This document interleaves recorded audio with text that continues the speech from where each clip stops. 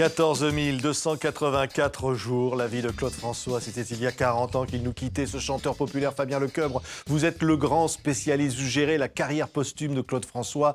40 années de succès, j'allais presque dire. C'est vrai, 40 années depuis sa disparition, encore des millions de disques vendus, aujourd'hui beaucoup de streaming évidemment. Mais oui, c'est un artiste qui est resté dans le cœur des Français, en tout cas avec une carrière très courte finalement, de 16 années à peine. Et il a fait une carrière posthume. Même lui aurait été très étonné finalement de ce succès éternel. Donc une carrière posthume encore plus grande. Voici l'intégrale de Claude François. Voici évidemment les plus grands titres. Puis on sort encore Alexandre et Alexandra dans une version longue. Oui, ça c'est vraiment Claude François Junior, son fils aîné, en tout cas, qui a eu cette bonne idée, à la demande du public, non pas un nouveau mix, mais il a prolongé le mix original qu'avait fait son père, en reprenant ses collaborateurs, Slim Pézin, les ingénieurs, etc. de l'époque, pour prolonger un 8 minutes, parce que c'est vraiment demandé dans les clubs. Oui. Alexandre et Alexandra, c'est un des titres qui tourne encore le plus aujourd'hui dans tous les clubs. Il continue de faire danser, comme par exemple Magnolia Forever. C'était presque une chanson posthume déjà. C'est-à-dire qu'au fond, il racontait sa vie. Quelque part, oui. D'ailleurs, toutes les chansons de la vie de Claude François racontent sa propre existence. Moi, je le vois.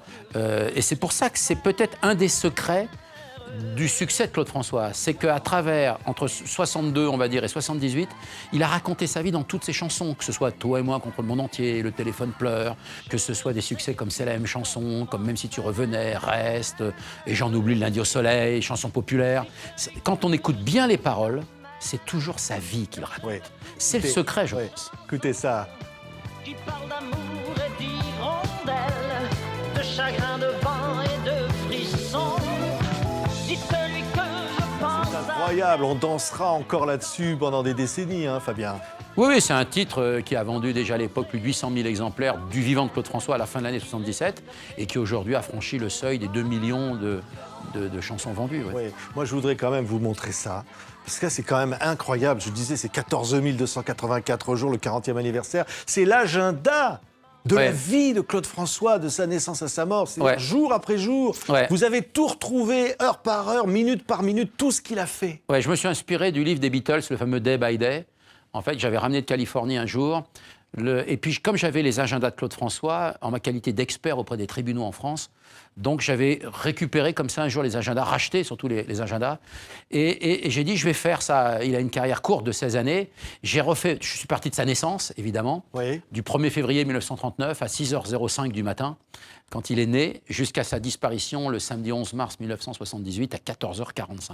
Et je raconte surtout la dernière journée, évidemment, enfin la dernière semaine, minute par minute. Ça, c'est incroyable. Ce qu'on voit d'ailleurs, une espèce de vie trépidante. Chaque seconde, chaque minute, il gère, il s'engueule, il y a un truc qui lui plaît pas, il passe 3 coups de fil, il envoie un message, il filme de service. Il commençait ses journées entre 14 et 15 heures. Il y avait le coiffeur, il y avait l'institut de beauté, il y avait le bureau, il partait faire une télé, après il enregistrait au studio, après il repartait en concert le soir, il rentrait du concert dans la nuit, il repassait au surenregistrement, puis après il allait dîner entre 4h et 6h du matin, il allait se coucher à 7h. Il se levait tard, hein. Mais 13-14 heures. Et alors on se dit, mais qu'est-ce que ça cache un emploi du temps aussi excessif que cela? Et en fait, ça cachait tout simplement l'angoisse d'être seul, de ne jamais être seul, surtout. Il avait toujours des gens, un secrétaire, une attachée de presse, un musicien avec lui, toujours un membre de la famille. Il ne pouvait jamais être seul, même le week-end, lorsqu'il avait des vacances, à de très rares occasions. Ça cache tout simplement aussi l'angoisse de perdre le succès aussi, quand on veut absolument être tout le temps là, tout le temps présent, tout le temps. Je pense qu'il avait tellement eu du mal pour réussir, même s'il a réussi très vite, finalement, dans sa carrière quand même, mais ça cachait quand même une personnalité très, très à part, très... C'est intéressant de comprendre l'agenda de quelqu'un, de voir l'occupation d'une journée. Vraiment, c'est fascinant. Ça se lit comme un roman. Et je pense c'est le roman d'une vie, mais c'est presque l'intimité. On vit avec lui. Là. Oui, et surtout, on ne regarde plus Claude François de la même manière. Quand on voit son planning, puis on se dit, même si on connaît la fin, on se dit, mais ça va s'arrêter comment? Soit un accident de la route, soit il va y avoir une crise cardiaque, il va bien y avoir quelque chose à un moment donné. On se dit, c'est pas possible. Un rythme aussi pressé. C'était vraiment l'homme pressé. En tant que chanson populaire, d'ailleurs, un de ses grands succès, on peut dire que c'était vraiment le roi de la chanson populaire, Claude François. Ce qui est incroyable, c'est qu'on a l'impression que ce parcours comme ça, tellement rempli, il y a cette fin si brutale, absurde, dans une salle de bain, où tout s'arrête. Oui, tout s'arrête, alors que ça n'aurait peut-être jamais dû s'arrêter. Et d'ailleurs, en reprenant son agenda, les notes de service de la dernière semaine, je révèle dans ce livre qu'il y a finalement un homme qui est responsable, sans être coupable évidemment. Je lui ai d'ailleurs demandé l'autorisation avant de publier cette note de service, signée de la main de Claude François. C'est notre ami Michel Drucker, ce grand homme de télévision, notre modèle à tous. Mais c'est quelque part lui, Michel. Claude François ne voulait pas faire l'émission Les Rendez-vous du dimanche, qui s'enregistrait le samedi 11 mars. Il voulait faire cette émission le week-end d'après. Et puis, Michel Drucker, avec Rémi Grimbach, le merveilleux réalisateur, ils ont insisté, ils l'ont appelé la veille, ils ont dit non, il faut que tu viennes, machin. Clo-Clo a cédé, il ne pouvait rien refuser à Drucker, il lui devait beaucoup à Michel, évidemment. Et il a changé son billet d'avion, le petit avion personnel qui l'emmenait en Suisse, il a demandé au pilote de rentrer le vendredi soir. Oui, il a même insisté. Et là, il a insisté auprès de la tour de contrôle, parce que sinon il restait, il passait la nuit. Quand on est à Lézin en Suisse, qu'on doit descendre jusqu'à Genève, il faut bien 2 heures pour descendre. Oui. C'était très juste, il aurait pu ne pas venir à Paris, ne pas rentrer à Paris. Il est arrivé sur le tarmac de l'aéroport, les petits avions à cette époque, après 22 heures, ne pouvaient plus décoller. Donc il n'a pas eu l'autorisation du plan de vol. Et c'est Claude François qui a demandé à parler à la tour de contrôle, à Genève, pour demander exceptionnellement de décoller. Malgré le brouillard, il a réussi à décoller pour être dans cette salle de bain. Donc entre Michel Drucker, la tour de contrôle de Genève et l'électricien qui n'avait pas vérifié l'installation électrique de la chambre et de la salle de bain alors qu'il y avait des problèmes dans tout l'appartement. Oui, parce qu'il voulait le faire, mais Claude François, la chambre était occupée. Il dormait ce jour. Et la salle de bain, pour y aller, il fallait passer par la chambre. Parce que, d'ailleurs, c'est pour ça que ça se lit comme un roman. Parce qu'on se dit, mais c'est pas possible. Claude François a rendez-vous avec la mort. Il passe toutes les étapes qui auraient dû le stopper et ne pas être dans cette salle de bain ce jour-là. C'est comme ça. Et puis c'est le destin d'un homme.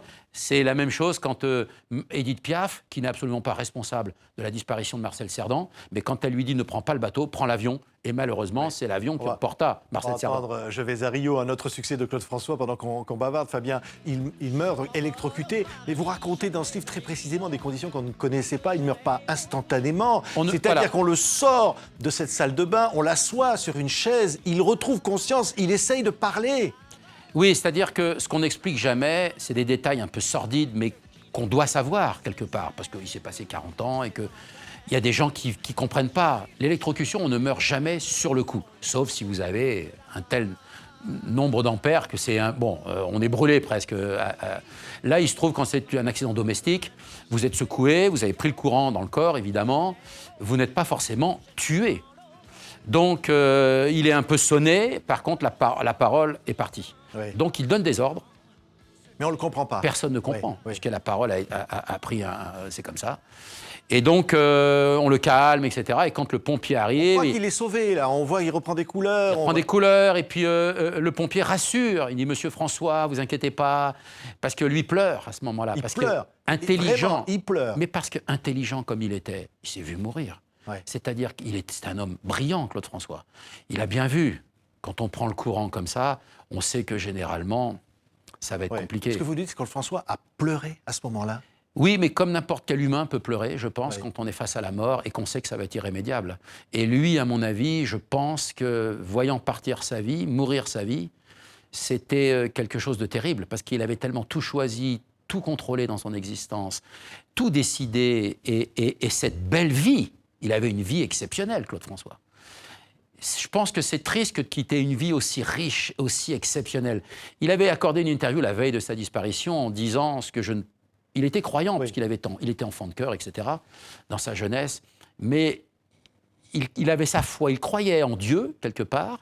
Il avait des icônes religieuses russes au-dessus de son lit, dans sa chambre à coucher, par exemple. Mais en même temps, il a dit « Je ne pardonnerai jamais à Dieu d'avoir inventé la mort, parce que c'est la seule chose qui est irrémédiable dans la vie, dans l'existence. Je préfère vivre malheureux que de mourir heureux. » Il a dit ça la veille de sa disparition à une journaliste qui s'appelle Vera Baudet. Il ne parlait jamais de la mort, habituellement. Oui. Jamais. Et là, il s'est exprimé à Vera Baudet, une grande journaliste de la radio. J'ai peur de la mort. Il dit ça. J'ai peur et en même temps, je ne pardonnerai jamais à Dieu d'avoir créé la mort, parce que c'est irrémédiable. C'est la fin de tout. Il aimerait renaître dans une fleur ou sous la forme d'un oiseau. Il s'est exprimé incroyablement, mais quelques heures avant de disparaître, pour une radio allemande. Et voilà, et je pense que c'est terrible. Tout ça fait...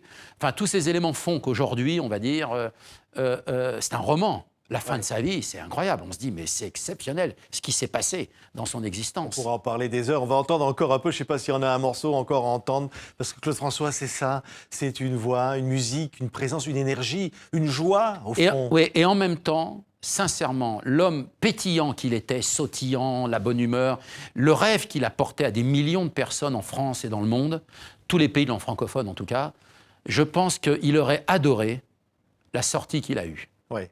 Parce que d'abord, il est resté dans une éternelle jeunesse, complètement. Et puis finalement, cette éternelle jeunesse lui a prolongé d'une manière exceptionnelle et lui a donné quelque part, on peut le dire aujourd'hui, les clés de l'éternité. Merci beaucoup, Fabien Lecoeuvre. Ça s'appelle 14 284 jours. C'est absolument fascinant. 40 ans que Claude François nous a quittés. Merci beaucoup, Fabien. Merci C'est un d'avoir plaisir été en tout avec nous. cas.